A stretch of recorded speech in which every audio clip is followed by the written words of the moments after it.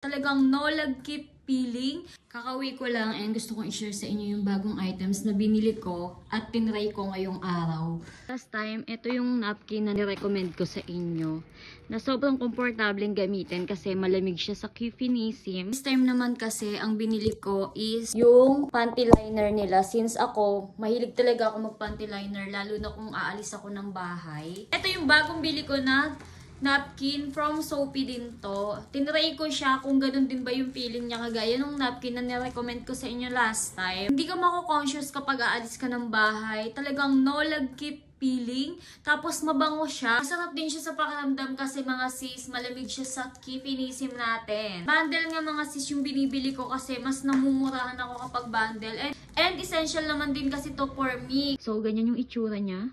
Ganyan pag malapit. Grabe, ang bango niya. Umaamoy agad yung pagka-minty niya. Ganyan lang siya kanipis.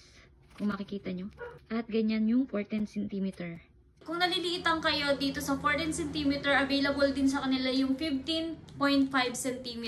Kung gusto mo din ito, ilalagay ko na lang dyan sa yellow basket sa baba.